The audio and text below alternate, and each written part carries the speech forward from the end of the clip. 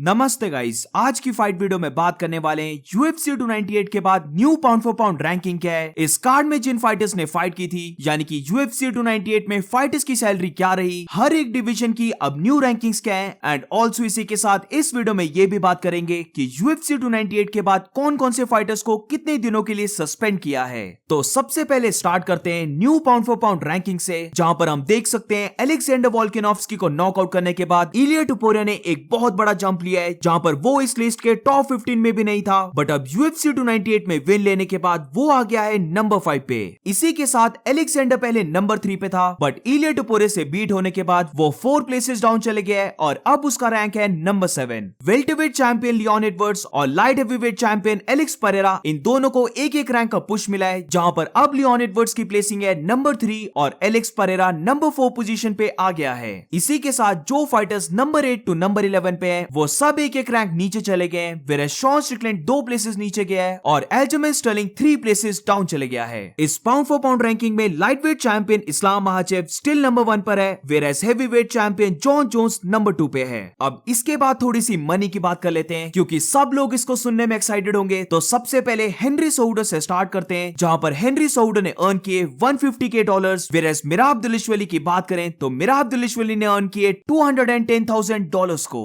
अब इसके बाद जेफ नील की बात करें तो जेफ नील ने अर्न किए $108,000, वेयरएस इयन गैरी की बात करें तो इयन गैरी ने अर्न किए $110,000। अब इसके बाद पोलो कोस्टा की बात करें तो पोलो कोस्टा ने अर्न किए $250,000 यानी कि $250,000, वेयरएस रॉबर्ट विटेकर की बात करें तो रॉबर्ट विटेकर ने अर्न किए $400,000। अब इसके बाद मेन इवेंट फाइटर्स की बात करें तो इलिया टुपोरिया ने अर्न किए $350,000, जहां पर $50,000 उसे नॉकआउट से मिला, तो इसीलिए इलिया टुपोरिया ने भी अर्न किए $400,000। अब इस पूरे कार्ड में जिस फाइटर ने सबसे ज्यादा मनी को अर्न किया है वो ऑब्वियसली अलेक्जेंडर वोल्कानोव्स्की है, जहां पर अलेक्जेंडर ने अर्न किए $750,000 को। अब इस फोटो में तुम पूरे कार्ड की फाइटर्स की सैलरी को देख सकते हो, बट एज अ डिस्क्लेमर ये चीज मैं बता देना चाहता हूं कि ये कोई कंफर्म सैलरी नहीं है, ये बस अप्रोक्सीमेट सैलरी है एंड ऑल्सो इसी के साथ जो स्पॉन्सरशिप्स होती हैं या फिर कोई डील्स होती हैं वो भी इसमें इंक्लूडेड नहीं होती हैं। तो फॉर एग्जांपल अगर अलेक्जेंडर की बात करें तो यहां पर शो हो रहा है कि अलेक्जेंडर ने अर्न किए $750,000, बट अगर सारी डील्स हो गई या फिर स्पॉन्सर्स हो गए, उन सबको अगर मिला के देखें तो ये चीज गारंटी है कि अलेक्जेंडर ने आराम से $1 मिलियन से ज्यादा अर्न किए होंगे।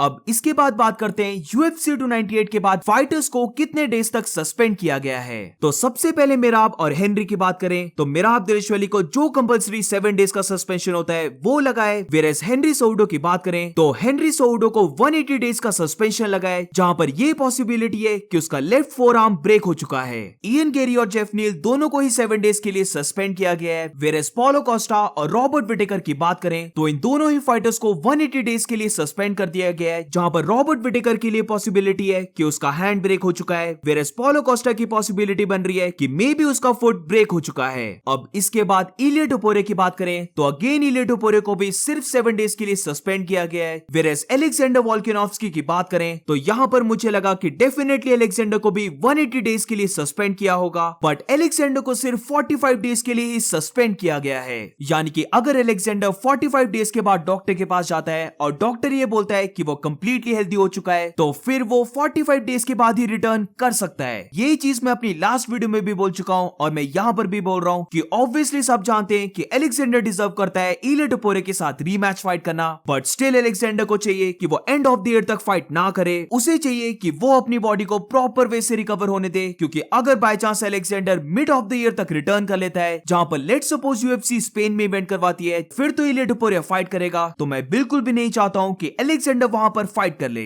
अब जल्दी से अगर डिवीजन रैंकिंग की बात करें तो सबसे पहले बैंटवेट डिवीजन में हम देख सकते हैं कि हेनरी सोउडो को बीट करने के बाद मिराब दिलिशवली अब नंबर 1 पे आ गया है। नंबर 2 पे पता नहीं क्यों एल्जमेन स्टर्लिंग है, क्योंकि वो अब फेदरवेट डिवीजन में मूव कर गया है, बट स्टिल वो अभी बैंटवेट डिवीजन में ही शो हो रहा है, वेयरएस कोरी सैंडरगन, पीटर यान और चीटो वेरा ये तीनों एक एक रैंक ऊपर चले गए हैं। और अगर हेनरी सोउडो की बात करें तो वो 3 प्लेसेस डाउन नंबर 6 पे आ गया है। फेदरवेट डिवीजन में अलेक्जेंडर अब नंबर 1 पे आ गया है, मैक्स सॉलवे नंबर 2 पे आ गया है, वेयरएस याइर रॉड्रिगेज की बात करें तो वो अब नंबर 3 पर आ चुका है। अब इसके बाद अगर वेल्टरवेट डिवीजन की बात करें तो यहां पर इयन गैरी ने जेफ नील को बीट किया था, तो इसीलिए अब इयन गैरी को 4 प्लेसेस का पुश मिला है, जहां पर अब इयन गैरी नंबर 6 प्लेस पर आ चुका है। So that's it for today guys. आज की फाइट वीडियो में बस इतना ही। अगर तुम्हें ये वीडियो अच्छी लगी हो तो please make sure to like subscribe. मिलते हैं नेक्स्ट वीडियो में।